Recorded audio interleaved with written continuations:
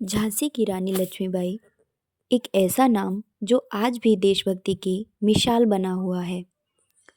1857 की क्रांति की अमर गाथा। सन 1857 भारत की धरती कराह रही थी।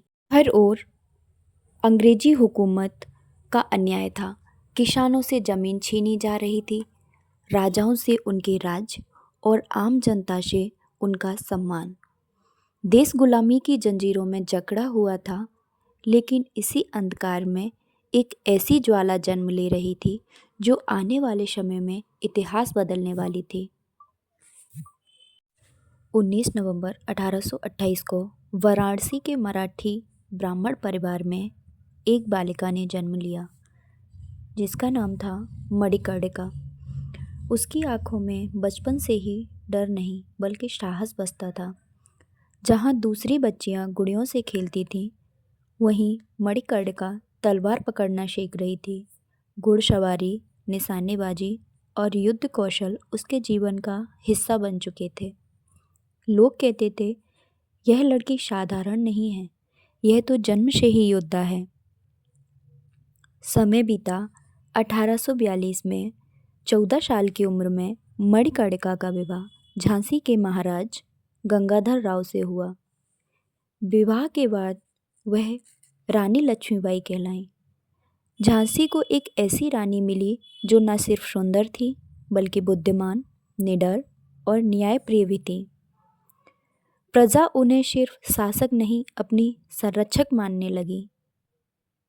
कुछ ही वर्षों बाद महाराज गंगाधर राव का देहांत हो गया। रानी लक्ष्मीबाई ने अपने दत्तक पुत्र दामोदर राव को झांसी का उत्तराधिकारी घोषित किया, लेकिन अंग्रेजों की नीति कुछ और थी। उन्होंने दत्तक पुत्र को राजा मानने से इनकार कर दिया और झांसी को अंग्रेजी हुकूमत में मिलाने का आदेश सुना दिया।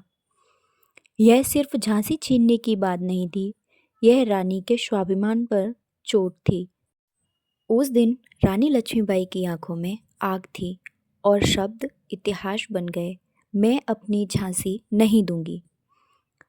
1857 की क्रांति की आग पूरे भारत में फैल चुकी थी। मेरठ, कानपुर, दिल्ली, हर जगह विद्रोह की चिंगारी सुलग रही थी। झांसी भी पीछे नहीं रही। रानी लक्ष्मीबाई ने स्वयं सेना की कमान संभाली, महिलाओं को युद्ध सिखाया, किलों को मजबूत किया और अंग्रेजों से टकराने का संकल्प लिया।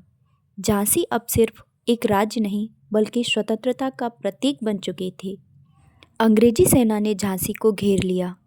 तोपों की गर्जना से आसमान कांप उठा, किले की दीवारें टूटने लगीं, लेकिन रानी लक्ष्मीबाई नहीं डरी।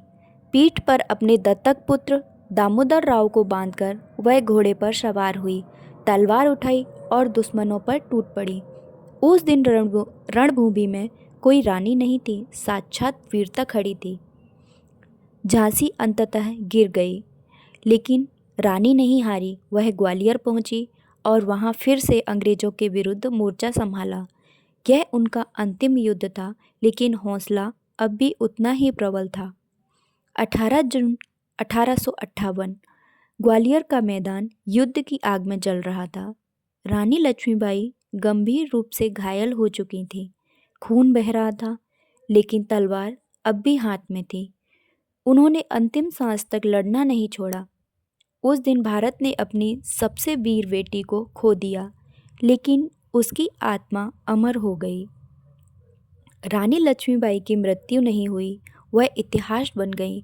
वह हर उस बेटी की प्रेरणा है जो अन्याय के सामने खड़ी होती है। वह हर उस भारतीय की शान है जो आज़ादी की कीमत समझता है। आज भी भारत की धरती गूंज उठती है। खूब लड़ी मर्दानी वो तो झांसी वाली रानी थी। रानी लक्ष्मीबाई की कहानी हमें सिखाती है कि साहस उम्र नहीं देखता और बलिदान कभी व्यर्थ नहीं जाता। जय हिंद।